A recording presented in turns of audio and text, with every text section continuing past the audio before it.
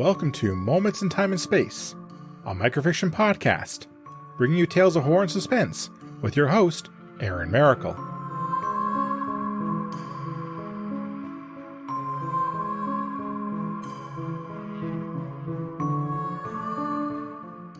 Hello everyone.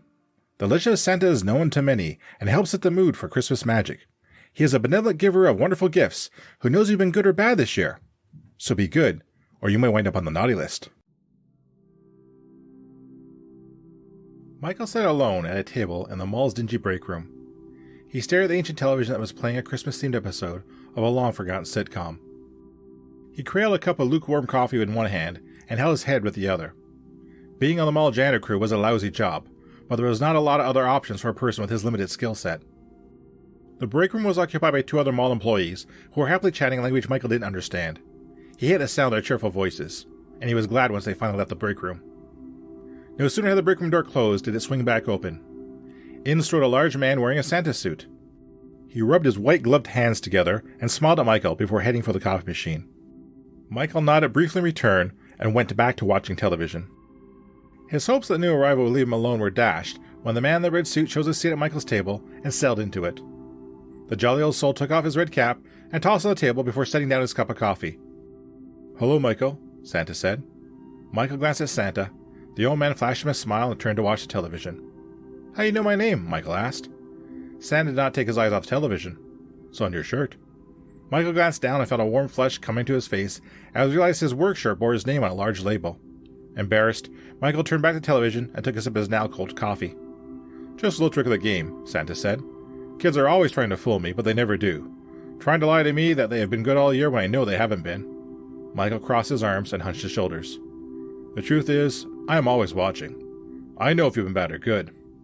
Michael turned and snapped. "Look, can you shut up? I don't know what your problem is, but this Santa roleplay is annoying as hell. Say it for the little pieces of crap that come to sit in your lap." Michael waited for a reaction from Santa, but there was none.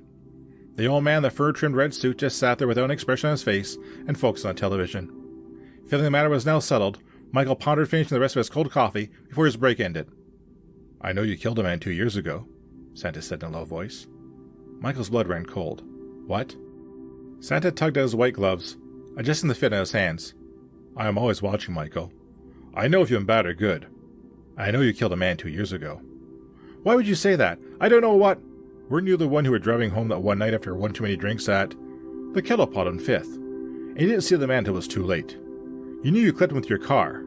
You also didn't stop to see if he was okay. Instead, you raced home like a coward and hoped no one would ever know what you did. I bet you never knew that he died later at St. Jude's Hospital, but he would have survived if you had stopped instead of running away." Michael felt his soul go cold and sat in stunned silence. Every word that the old freak had said was true. He had not told a soul what had happened that night, yet this guy seemed to know every intimate detail. "Who told you?" Michael asked. "How do you know?"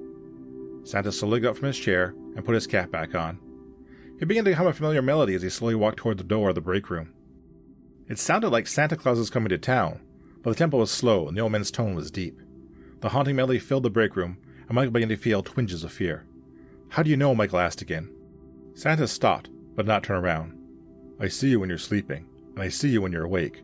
I know if you've been bad or good." The old man reached out with a white-gloved hand and threw the bolt to lock the break room door. "I know you've been very, very bad, Michael. It is time to scratch you off the naughty list."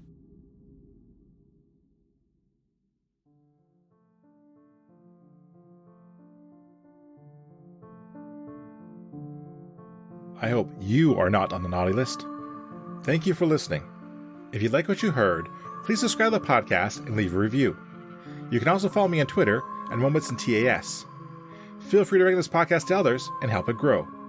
Please check out our Patreon page if you want to offer additional support for this podcast. The opening and closing theme is Creepy Night by Daniel Carlton. Until next time, be safe, be smart, and be well. See you soon.